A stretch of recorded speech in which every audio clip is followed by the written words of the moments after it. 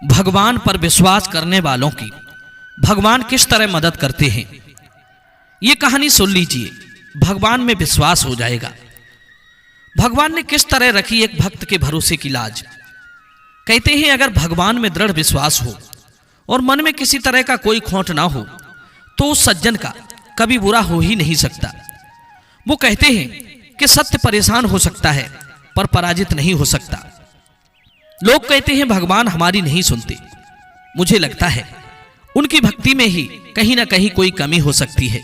उनकी भक्ति में ही स्वार्थयुक्त प्रेम होगा, इसलिए भगवान नहीं सुनते होंगे। जिसका भगवान से निस्वार्थ प्रेम होता है और अटूट विश्वास होता है, उनकी भगवान जरूर सुनते हैं, उनकी मदद भी करते हैं। पर भगवान पर विश्वास पक्का होना चाहिए। आज की यह सच्ची कहानी अगर आपने ध्यान से सुन ली तो आपको भगवान पर विश्वास करने के लिए बेबस होना पड़ेगा। मित्रों, यह सच्ची घटना भगवान कृष्ण की क्रीड़ा स्थली वृंदावन की है। वृंदावन की गलियों में एक संत रहा करते थे। सभी लोग उन्हें प्यार से जज साहब कहकर पुकारा करते थे। एक बार किसी ने कुछ संतों से पूछा, महाराज, इन महात्मा जी को लोग जज साहब क्यों कहते हैं? जब सब लोग इन्हें जज साहब कहकर पुकारते हैं तो मुझे बड़ा आश्चर्य होता है। तब एक संत ने कहा, बेटी, इन महात्मा जी को लोग जज साहब इसीलिए कहते हैं क्योंकि ये सन्यासी बनने से पहले एक कोर्ट में न्यायाधीश के पद पर तैनात थे। लोगों के अच्छे बुरे का फैसला करते थे, उनकी समस्याओं का समाधान करते थे। ये अपने फैसले से पापी लोगों को दंड देते थे और निर्दोषों को अपनी कलम से न्याय देते थे। सही गलत का फैसला करते करते एक दिन इनकी जीवन में कुछ ऐसी घटना घट गई जो इन्होंने अपनी नौकरी, घर बार, परिवार सब छोड़कर भगवान की शरण ले ली। तब एक संत ने उन जज साहब के जीवन में घटी उस घटना को सुनाया। कहने लगे, बेटे, 20 वर्ष पहले की बात है। जिस लोक अदालत के जिस जिला के ये जज हुआ करते थे, उसी जिले के एक छोटे से गांव में एक दीनानाथ नाम का भोला भाला व्यक्ति रहता था। वो व्यक्ति भगवान श्री बांके बिहारी जी का बहुत ही सच्चा भक्त था। दीनानाथ का मन बड़ा ही शुद्ध और निर्मल था। भगवान को लेकर उनके मन में गहरी आस्था थी। उनकी सबसे बड़ी अच्छी बात यह थी कि वो कभी किसी काम का करता धरता स्वयं को कभी नहीं मानते थे। उनकी जुबान पर एक ही नाम होता था कि बांके बिहारी जाने। ये सब बांके बिहारी की कृपा से हो रहा है। बांके बिहारी चाहेंगे तो सब ठीक हो जाएगा। मेरा काम बांके बिहारी करेंगे, मुझे किस बात की चिंता, बांके बिहारी है ना। कभी उनके जीवन में कोई घटना हो जाती और कोई उनसे पूछता था कि भोले भाई ये कैसे हो गया, तो उनके मुंह से एक ही बात निकलती थी कि भैया मुझे कुछ नहीं मालूम, ये कैसे हुआ। जो जाने मेरे बांके बिहारी जाने, उन्हें ही सब पता होगा ये सब कैसे हुआ है। कभी कोई किसी उलझन में पड़ जाता और उनसे पूछता, भोले भैया अब क्या करना चाहिए, तो दीनानाथ जी एक ही बात कहा करते थे, भैया मुझे नहीं मालूम, ये तो बिहारी जी ही जाने। कहने का मतलब चाहे कुछ भी काम होता, वे हर एक काम को बिहारी जी पर डाल देती। मित्रों, दीनानाथ जी के माता पिता ने उन्हें जो नाम दिया था, लोग उसे तो नहीं लेते थे, पर उनके स्वभाव के कारण सब उन्हें भोले भोले कहकर बुलाते थे। दीनानाथ जी श्री बांके बिहारी जी के बहुत ही सच्चे भक्त थे। रोज वो बांके बिहारी के मंदिर में जाते और मंदिर जाकर बिहारी जी की सेवा किया करते थे। दीनानाथ जी का परिवार भी बड़ा ही साधारण और भगवान की भक्ति में रुचि रखने वाला था। उनकी पत्नी बड़ी ही सुशील थी। दीनानाथ जी के 2 बेटे थे और एक बेटी थी। धीरे धीरे बेटी जब शादी योग्य हुई तो एक दिन उनकी पत्नी ने दीनानाथ जी से कहा, अजी हमारी बिटिया सयानी हो चुकी है और उसकी अवस्था अब विवाह योग्य हो गई है, इसलिए कोई अच्छा सा घर भर देखकर हमारी बिटिया का विवाह कर दो। पत्नी की बात सुनकर दीनानाथ ने कहा, प्रिय तुम चिंता क्यों करती हो, जब बिहारी जी चाहेंगे तो बिटिया का विवाह भी हो जाएगा। अपने पति के ऐसे वचनों को सुनकर उनकी पत्नी बोली, चिंता की तो बात ही है, हमारे पास इतने पैसे भी तो नहीं है और बिना पैसों के भला बेटी की शादी कैसे होगी। पत्नी की बात सुनकर दीनानाथ जी बोले, तुम चिंता क्यों करती हो, बिहारी जी चाहेंगे तो सब कुछ अच्छे ढंग से हो जाएगा। और इतना कहकर दीनानाथ जी बिहारी जी के मंदिर को चले गए। भगवान की कृपा से उन्हें अपनी बेटी के लिए एक अच्छा सा लड़का मिल गया। जब लड़का मिल गया तो शादी का दिन निश्चित हुआ। इधर बारात आने के 10 दिन शेष रह गए तो दीनानाथ जी की पत्नी ने फिर से अपने पति से कहा, अजी सुनते हो, बिटिया की शादी में अब ज्यादा समय नहीं रहा और अभी तक आपने पैसों का कोई इंतजाम भी नहीं किया है। अब आपको पैसों का इंतजाम कर लेना चाहिए, नहीं तो हमारी बड़ी बदनामी होगी। पत्नी की बात सुनकर दीनानाथ अपने गांव के एक साहूकार के घर गए। सोचा अभी साहूकार से पैसे उठाकर बेटी का विवाह कर देते हैं, बाद में चुका देंगे। साहूकार के घर पहुंचकर उन्होंने साहूकार को प्रणाम किया। जब साहूकार ने उनके आने का कारण पूछा तो उन्होंने बड़ी सादगी से उस साहूकार को बता दिया कि साहूकार जी, मेरी बिटिया की शादी है और मुझे कुछ पैसों की आवश्यकता है। मुझे कुछ पैसे दे देंगे तो मैं कुछ समय बाद सूद सहित आपके पैसे लौटा दूंगा। साथियों, साहूकार ने दीनानाथ जी को उन्होंने जितने पैसे मांगे थे उतने पैसे दे दिए और अपने बही खाते में दिन तारीख चढ़ा ली और जितने पैसे दीनानाथ जी को दिए थे उतने पैसे भी लिख लिए। अब तो दीनानाथ जी उन पैसों को लेकर अपनी जेब में रखकर अपने घर की ओर चल दिए। दीनानाथ जी अपने घर पहुंचे तो उन्होंने अपनी पत्नी के हाथों में वे सारे पैसे रख दिए और रुपए देने के बाद फिर वे बांके बिहारी के मंदिर की ओर चले गए, क्योंकि उनकी सेवा के बिना उन्हें चैन ही नहीं पड़ता था। साथियों, वो दिन भी आ गया जिस दिन दीनानाथ जी की बिटिया की शादी होनी थी। दीनानाथ जी ने बड़ी ही धूमधाम से अपनी बिटिया की शादी की। उसे बहुत सा दान दहेज देकर अपने घर से विदा किया। जब बिटिया की शादी हो गई और बेटी अपनी ससुराल चली गई तो दीनानाथ जी ने अपने दोनों बेटों को बुलाकर और अपने बेटों से कहा कि बेटो, बिहारी जी की कृपा से तुम्हारी बहन का विवाह हो चुका है।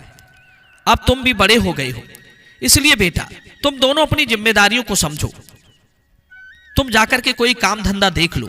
हम पर साहूकार का ऋण है, अगर शीघ्र नहीं चुकाया तो ब्याज बहुत बढ़ जाएगा। मित्रों, दीनानाथ जी के दोनों पुत्र बड़े ही आज्ञाकारी थे।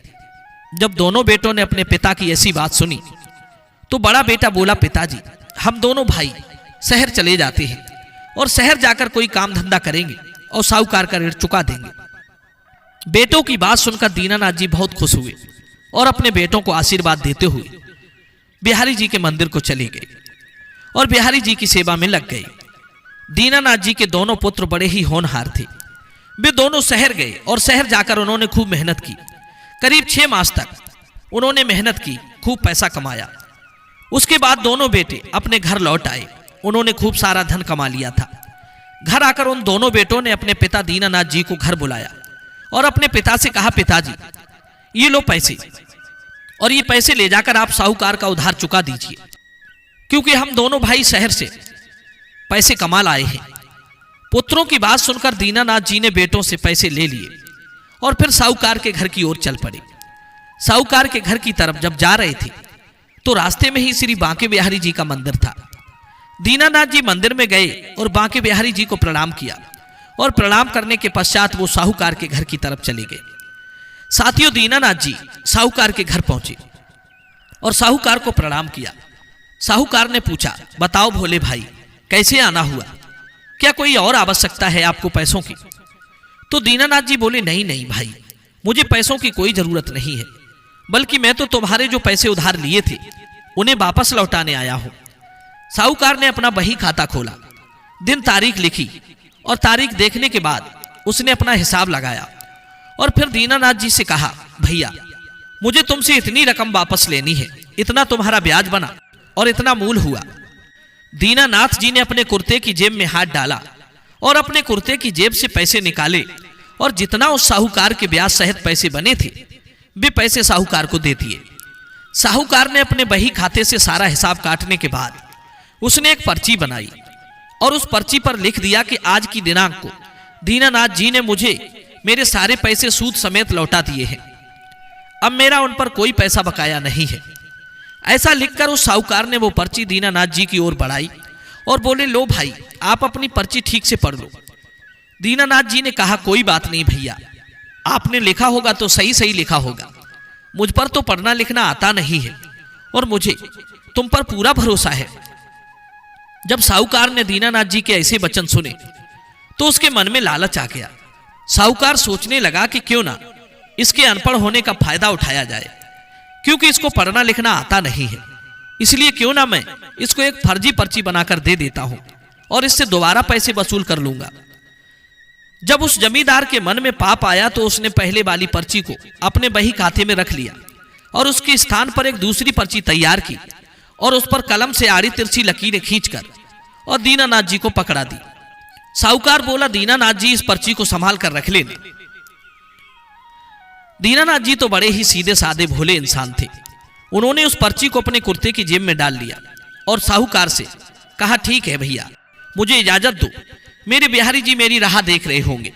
ऐसा कहकर दीनानाथ जी साहूकार के घर से निकले और सीधे वहां के बिहारी जी के मंदिर में पहुंच गए और मंदिर पहुंचकर उन्होंने साहूकार से मिली पर्ची बिहारी जी के चरणों में रखी और उस पर्ची को रखने के बाद वो बिहारी जी की सेवा में लग गए।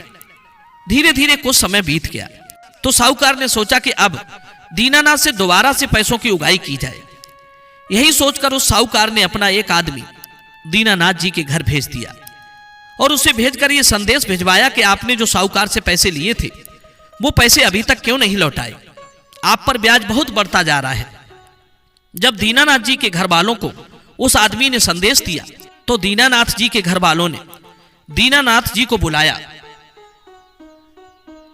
और उनके पुत्रों ने अपने पिता से पूछा, पिताजी, हमने जो पैसे आपको दिए थे क्या वो पैसे आपने साहूकार को नहीं लौटाए? मित्रों, अपने पुत्रों की ऐसी बात सुनकर दीनानाथ कहने लगे, नहीं बेटा, मैं तो साहूकार का पूरा हिसाब उसी दिन कराया था। हिसाब करने के बाद उन्होंने मुझे एक पर्ची भी दी थी। दीनानाथ के बेटों ने सोचा कि हो सकता है साहूकार से ही कोई गलती हो गई हो। एक काम करो पिताजी, आप उनके पास जाइए और उनसे कहना कि मैंने तो आपका पूरा हिसाब कर दिया है, फिर आपने मेरे घर अपना आदमी क्यों भिजवाया? मित्रों, दीनानाथ जी फिर से साहूकार के पास पहुंचे और साहूकार से कहने लगे, महाजन, मैंने तो आपका पाई पाई का हिसाब कर दिया है, फिर आपने अपना आदमी मेरे घर उगाई के लिए क्यों भेजा? साहूकार के मन में तो पहले से ही लालच भरा हुआ था। वो इस भोले भाले आदमी को देखकर उससे दोबारा पैसे लेने चाहता था। उसी लालच के वशीभूत होकर वो साहूकार दीनानाथ से बोला, नहीं नहीं भाई, अभी आपने मुझे पैसे कहां दिए हैं? दीनानाथ जी कहने लगे, अरे भैया, ठीक से याद करो, मैंने आपको पैसे दिए हैं और उसके बदले में आपने मुझे एक पर्ची भी दी थी। साहूकार गुस्से में आंखें लाल लाल करता हुआ बोला, लगता है आपकी बुद्धि सटिया गई है, थोड़े बुजुर्ग हो गए हो इसलिए आपको याद नहीं आ रहा है। आपने किसी और को पैसे दिए होंगे और आप ये सोच रहे हैं कि वो पैसे तुमने मुझे दिए हैं। तो नहीं, तुम मेरे पास तो अभी तक आए ही नहीं हो। आप अपने दिमाग पर जोर डालिए और 2 दिन के अंदर मेरे पैसे मुझे मिल जाने चाहिए। या तो मेरे पैसे समय पर मुझे पहुंचा देना, नहीं तो मैं तुम्हारे खिलाफ कोर्ट में केस कर दूंगा। साहूकार के जब ऐसे वचनों को दीनानाथ जी ने सुना तो वो कहने लगे, भैया, तुम्हें जो करना है वो करो, मैं तो बस इतना जानता हूं कि मैंने तुम्हें पैसे दे दिए हैं और अब मैं तुम्हें दोबारा एक पाई भी नहीं दूंगा। और इतना कहकर दीनानाथ जी साहूकार के घर से वापस लौट आए और मंदिर में बैठकर श्री बांके बिहारी जी का भजन करने लगे।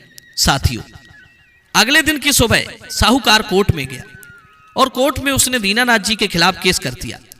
जब केस दर्ज हो गया तो कोर्ट से उन्हें एक सम्मन आया जिसमें लिखा था कि अमुक अमुक तारीख को तुम्हें कोर्ट में हाजिर होना है, जहां पर तुम्हें यह बताना है कि आप साहूकार के पैसे क्यों नहीं लौटा रहे हो। साथियों, वो दिन भी आया जिस दिन उस केस की तारीख थी। दीनानाथ और साहूकार दोनों कोर्ट पहुंच गए।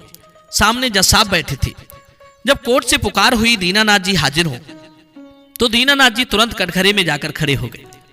जब जज ने पूछा, क्यों भाई दीनानाथ, तुमने अभी तक साहूकार के पैसे क्यों नहीं लौटाए? तो दीनानाथ जी कहने लगे, जज साहब, मैंने तो इनकी पाई पाई का हिसाब कर दिया है और पता नहीं ये क्यों मुझ पर अकारण ही दोष लगा रहे हैं। जज ने पूछा, दीनानाथ जी, जब तुमने साहूकार को पैसे दिए थे तो साहूकार से तुमने कोई सबूत लिया था? तब दीनानाथ जी कहते हैं, हजूर, मैंने जब साहूकार को रुपए लौटाए तो साहूकार ने मुझे सबूत के तौर पर एक पर्ची दी थी। जब जज ने पूछा कि वो पर्ची कहां है, मुझे दिखाओ, तब दीनानाथ जी ने अपने कुर्ते की जेब से वो पर्ची निकाली जो साहूकार ने उन्हें बनाकर दी थी। वो उन्होंने जज को पकड़ा दी जज साहब ने वो पर्ची देखी तो उस पर्ची को देखकर जज साहब बोले, भाई इसमें तो ऐसा कुछ भी नहीं लिखा है जिससे पता चल सके कि तुमने साहूकार का ऋण चुका दिया है। मित्रों, जज की ये बात सुनकर दीनानाथ जी रोने लगते हैं और रोते रोते कहते हैं, जज साहब मुझे साहूकार ने जो पर्ची दी थी वो मैंने दिखा दी, इससे आगे मैं कुछ नहीं जानता। जज साहब बोले, दीनानाथ जी मुझे ये बताओ, जब तुमने साहूकार को पैसे दिए थे तो उस समय तुम दोनों के अलावा वहां पर कोई तीसरा व्यक्ति भी मौजूद था? जज की बात सुनकर दीनानाथ जी बोले, हजूर वहां पर हम दोनों के अलावा बिहारी जी मौजूद थे और मुझे पैसे देते हुए बिहारी जी ने देखा है। जब दीनानाथ ने यह बताया तो जज साहब सोचने लगे कि जब दीनानाथ ने पैसे दिए होंगे तो कोई बांके बिहारी नाम का व्यक्ति वहां होगा। उस जज को क्या पता था कि दीनानाथ जी जिस बांके बिहारी के बारे में बता रहे हैं वो भगवान की बात कर रहे हैं। भक्तों, जज ने बांके बिहारी जी के नाम का वारंट निकाला और कोर्ट में मौजूद अपने सिपाही से कहा, यह वारंट लेकर दीनानाथ के गांव चले जाओ और उस बांके बिहारी को वारंट देकर आओ। इतना कहकर उस जज ने दीनानाथ और साहूकार को भी घर भेज दिया। मित्रों, उन दोनों से कह दिया कि आज से 3 दिन बाद फिर से तुम्हें अदालत में आना होगा। मित्रों, दूसरा दिन जब होता है, दूसरे दिन वो सिपाही भी बांके बिहारी जी का वारंट लेकर दीनानाथ के गांव पहुंच गया।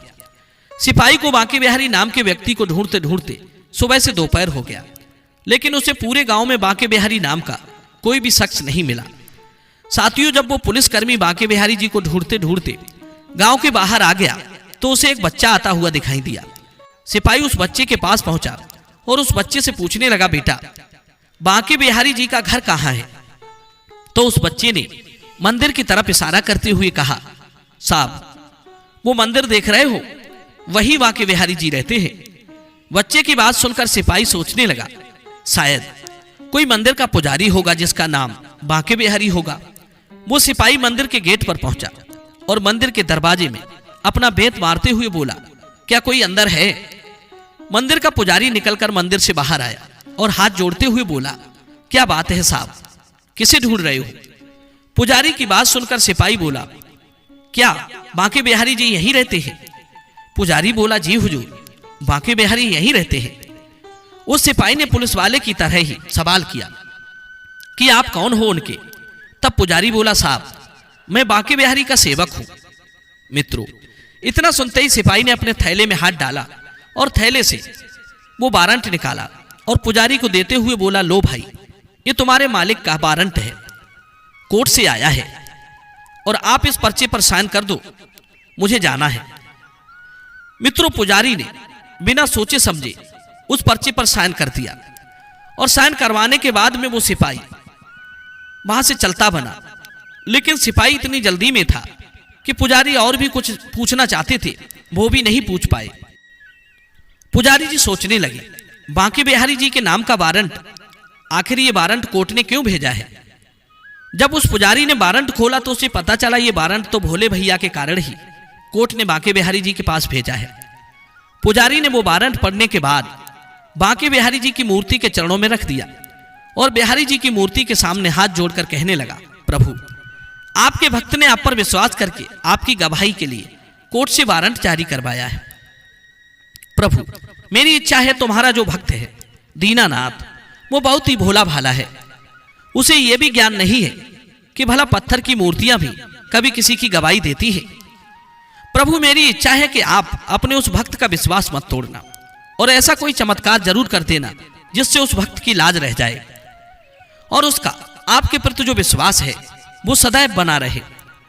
भक्त तो इतना कहकर पुजारी, मित्रों, इतना कहकर वो पुजारी उस वारंट को बिहारी के चरणों में समर्पित करके वहां से चला जाता है। दूसरा दिन हुआ, पुजारी ने बांके बिहारी जी की मूर्ति को स्नान कराया। स्नान करवाने के बाद पुजारी ने बिहारी जी की मूर्ति के सामने कुछ वस्त्र रख दिए और बिहारी जी की मूर्ति के आगे हाथ जोड़कर वो पुजारी कहने लगा, भगवान आपके सामने कई सारे वस्त्र रखे हुए हैं, आपको जो पसंद हो वो पहन लेना, लेकिन अपने उस भोले भाले भक्त की गवाही देने कोर्ट जरूर पहुंचना। ऐसा कहकर वो पुजारी मंदिर से बाहर चला गया। जब इधर कोर्ट जाने का समय हुआ तो दीनानाथ सबसे पहले बिहारी जी के मंदिर गए, बिहारी जी को प्रणाम किया और बिहारी जी को प्रणाम करके कहने लगे, प्रभु आप तो आपको तो पता है कि मैंने साहूकार से जो पैसे लिए थे वो पैसे उसे लौटा दिए हैं और उसकी पाई पाई का हिसाब कर दिया है। अब वो मुझ पर झूठा दोष लगा रहा है और अदालत में वो मुझे बेईमान सिद्ध करना चाहता है। इसलिए प्रभु, आप कोर्ट में जरूर आना और उस बात को साफ साफ बता देना जो सच है। बिहारी जी की मूर्ति के सामने ऐसा कहकर फिर दीनानाथ जी मूर्ति को प्रणाम करके कोर्ट के लिए चले गए। कुछ समय बाद वे कोर्ट में पहुंच जाते हैं। मित्रों, कोर्ट की कार्रवाई शुरू होती है। जब जज साहब अपनी कुर्सी पर बैठ गए तो जज साहब ने दीनानाथ जी से कहा, दीनानाथ जी, तुम्हारे गवाह बांके बिहारी कहाँ हैं? तो दीनानाथ बोले, हुजूर, वो आते ही होंगे। जज ने अपने बाबू से कहा कि बांके बिहारी को बुलाओ। मित्रों, जब आवाज लगाई गई कि बांके बिहारी हाजिर हो, बांके बिहारी हाजिर हो, तीसरी बार जैसे ही उसने आवाज लगाई तो पीछे से एक आवाज आई, जी साहब, मैं आ चुका हूं। साहूकार ने जब ऐसी आवाज सुनी तो साहूकार सोच में पड़ गया कि जब दीनानाथ ने मुझे पैसे दिए थे तब तो वहां कोई नहीं था, फिर ये बूढ़ा कहां से आ गया। जज ने जब पीछे से आई हुई आवाज की तरफ अपनी दृष्टि दौड़ाई तो उन्होंने देखा कि एक बुजुर्ग व्यक्ति कोर्ट की तरफ बढ़ा चला आ रहा है। उसके कपड़े फटे हुए हैं, सिर्फ एक साफा सिर पर बांधे है, गले में रुद्राक्ष की माला है और चेहरे पर एक अलग ही विलक्षण तेज है। मंद मंद मुस्काते हुए कोर्ट की तरफ चला आ रहा था। उस जज ने अपने जीवन काल में बहुत से लोगों को देखा था, एक से एक अच्छे व्यक्ति से मिला था, लेकिन जो तेज उस बुजुर्ग व्यक्ति के चेहरे पर दिख रहा था, ऐसा विलक्षण तेज दिखने वाला व्यक्ति उसने आज तक नहीं देखा था। जब वो बुजुर्ग आकर कटघरे में आकर खड़ा हो गया तो जज ने पूछा, क्या तुम्हारा ही नाम बांके बिहारी है? तो वो बूढ़ा आदमी बोला, जी जज साहब, मेरा ही नाम बांके बिहारी है। जज साहब ने उस बुजुर्ग से दूसरा सवाल किया कि दीनानाथ ने साहूकार को पैसे लौटाए थे तो क्या तुम उस समय वहां मौजूद थे? तो वो बुजुर्ग व्यक्ति बोला, जी हुजूर, मैं वहां मौजूद था और दीनानाथ ने सूद समेत सारे पैसे मेरे सामने लौटाए हैं।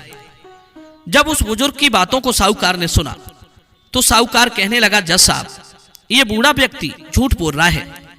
जज साहब ने कहा, साहूकार जी, जब आपको बोलने का मौका दिया जाए तभी आप बोलें, बीच में बोलकर अदालत की कार्रवाई में व्यवधान उत्पन्न ना करें। जज की बात सुनकर साहूकार शांत होकर खड़ा हो गया। फिर जज ने बिहारी जी की तरफ देखते हुए बिहारी जी से पूछा, बिहारी जी, आपने बताया कि जब दीनानाथ ने पैसे दिए तब आप वहां मौजूद थे और आपके सामने ही दीनानाथ ने साहूकार के पैसे लौटाए, क्या इस बात का तुम्हारे पास कोई सबूत है? तब बिहारी जी ने कहा, जी बिल्कुल, मेरे पास इस बात का सबूत है। जज ने पूछा, क्या सबूत है? तो बिहारी जी बोले, जज साहब, साहूकार जहां बैठता है उसकी बाईं तरफ एक अलमारी है। उस अलमारी के भीतर 3 दराज है और उस अलमारी के बीच वाली दराज में एक लाल रंग का वही खाता रखा हुआ है। उस वही खाते के 44 नंबर पेज पर एक पर्ची है जिस पर लिखा है कि उक्त दिनांक को दीनानाथ ने मेरे सारे पैसे सूद समेत लौटा दिए हैं और अब मेरा दीनानाथ पर कोई पैसा बकाया नहीं है। जज ने उस साहूकार से पूछा, क्या तुम्हारे घर पर कोई ऐसी अलमारी है? तो साहूकार बोला, जी जज साहब, मेरे घर में एक अलमारी है। जज ने साहूकार से उस अलमारी की चाबी मांगी और उस चाबी को एक पुलिस वाले को देते हुए कहा कि तुम अभी साहूकार के घर चले जाओ और ये देखकर आओ कि ये जो बांके बिहारी जी कह रहे हैं क्या ये बात सत्य है। इसके कहे अनुसार उस अलमारी में कोई बही खाता हो तो तुरंत तुम उसे ले आना। मित्रों, जज का आदेश पाते ही वो पुलिस वाला उस साहूकार के घर चला जाता है और उस बही खाते को ले आता है, लाकर जज साहब को देता है। जब जज साहब ने वो बही खाता खोला तो उसमें से वही पर्ची निकल आती है जो उसने दीनानाथ जी के पैसे देते समय बनाई थी। और जब उसे पता चला था कि दीनानाथ को पढ़ना लिखना नहीं आता है तो उसने वो पर्ची तो अपने बही खाते में रख ली थी और दूसरी फर्जी पर्ची बनाकर दीनानाथ जी को पकड़ा दी थी। जब जज ने वो पर्ची पढ़ी तो जज साहब पूरा मामला समझ गए कि साहूकार झूठ बोल रहा है। जब जज ने साहूकार से पूछा, तुमने दीनानाथ पर झूठा इल्जाम क्यों लगाया? तो साहूकार हाथ जोड़कर जज से माफी मांगने लगा और सब कुछ जज को सच सच बता दिया। जज ने अपने सिपाहियों को आदेश दिया कि साहूकार को गिरफ्तार करके इन्हें जेल भेज दिया जाए और दीनानाथ को बाइज्जत बरी कर दिया जाए। जज ने बिहारी जी की ओर धन्यवाद देने के लिए जैसे ही कटघरे की ओर देखा तो वहां से बिहारी जी गायब हो चुके थे। जज ने दीनानाथ से पूछा कि बिहारी जी कहाँ गए।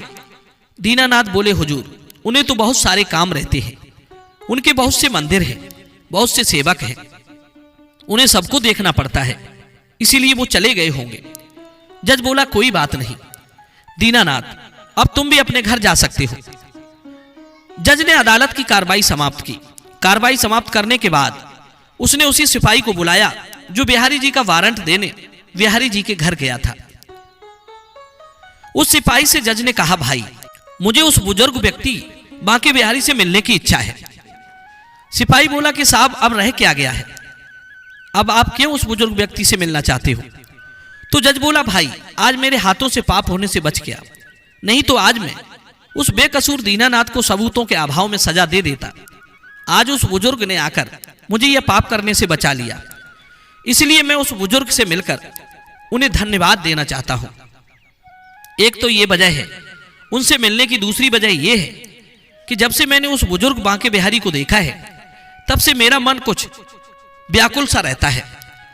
जज साहब की बात सुनकर वो सिपाही बोला, साहब बात तो आप सही कह रहे हैं, मैंने भी अदालत में बहुत से गवाहों को देखा है, लेकिन आज जो बुजुर्ग गवाही देने आया था उसके जैसा तो मैंने आज तक कभी नहीं देखा। तब जज साहब बोले, भाई अब ज्यादा विलंब मत करो और मुझे उन बुजुर्ग बांके बिहारी के पास ले चलो। मित्रों, इस प्रकार वो सिपाही जज साहब को बांके बिहारी से मिलाने के लिए ले जाता है और जहां बांके बिहारी का मंदिर था वे दोनों वहीं पहुंच जाते हैं। जब दोनों ने मंदिर में प्रवेश किया तो जज साहब और सिपाही दोनों ही देखकर हैरान रह गए, क्योंकि मंदिर में जो मूर्ति थी उसकी छवि और आज जो अदालत में गवाही देने बुजुर्ग आया था उसकी छवि एक समान थी। जज साहब ये देखकर हैरत में पड़ गए। जज साहब ने सिपाही से पूछा, तुमने वारंट किसे दिया था। सिपाही बोला, मैंने तो वारंट इनके नौकर को दिया था। जब मैंने नौकर से पूछा था कि बिहारी जी के तुम कौन हो तो उसने मुझे बताया था कि मैं बिहारी जी का सेवक हूं। जज साहब ने सिपाही से कहा, अब वो बांके बिहारी का सेवक कहां है, उसे ही शीघ्र मेरे पास बुलाओ। सिपाही बोला, हुजूर आप यहीं बैठिए, मैं अभी उसे बुलाकर लाता हूं। साथियों, ऐसा कहकर वो सिपाही मंदिर परिसर के अंदर चला गया और पुजारी जी को ढूंढने लगा। कुछ समय बाद सिपाही उस पुजारी को जज साहब के सम्मुख ले आता है। जज साहब ने पूछा, आप बिहारी जी के कौन हो। तो वो पुजारी बोला, हुजूर मैं तो उनका सेवक हूं। जज साहब बोले, तुम्हारे मालिक बिहारी जी कहां हैं, मैं उनसे मिलना चाहता हूं। पुजारी ने मूर्ति की तरफ इशारा करते हुए कहा, हुजूर आपके सामने ही तो हैं। हमारे मालिक बिहारी जी की जो मूर्ति आप देख रहे हैं, यही मूर्ति तो हमारे भगवान कृष्ण बिहारी जी हैं और ये हमारे आराध्य श्री बांके बिहारी हैं। मित्रों, जब जज ने पुजारी के ऐसे वचनों को सुना तो वो सब कुछ समझ गया था। उसे पता चल चुका था कि आज उसकी अदालत में कोई और नहीं बल्कि स्वयं साक्षात भगवान श्री कृष्ण ही गवाह के रूप में गए थे अपनी भक्त की गवाही देने के लिए। साथियों, यह पता चलते ही उस जज ने सब कुछ छोड़ दिया, नौकरी, घर, परिवार सब कुछ छोड़ छाड़ कर वृंदावन की सीध लगा ली और तब से आज तक वो बांके बिहारी जी का स्मरण करते हुए वृंदावन की गलियों में घूमते रहते हैं। सच कहा है किसी ने, जब आज सच्ची हो और आपके अंदर किसी तरह का छल फरेब ना हो तो आपकी मदद के लिए भगवान को भी आना पड़ता है। भगवान कहते हैं, निर्मल मन जन सो मोहि पावा, मोहि कपट छल छिद्र न भावा। जिसका मन निर्मल है, जिसकी भावनाएं शुद्ध है, वही भक्त भगवान को प्रिय होता है। जो लोग छल कपट करते हैं वो भगवान का शत्रु होता है। नंबर 2, जो भगवान का भक्त का शत्रु होता है भगवान उसे कभी क्षमा नहीं करते। नंबर 3, भगवान उसी को दिखता है जिसका विश्वास भगवान में अटूट होता है। मित्रों, ये कहानी कैसी लगी कमेंट सेक्शन में अपनी राय जरूर देना। मिलते हैं आपसे अगली वीडियो में एक और चर्चा के साथ। आप सभी का बहुत बहुत धन्यवाद। जय श्री कृष्णा।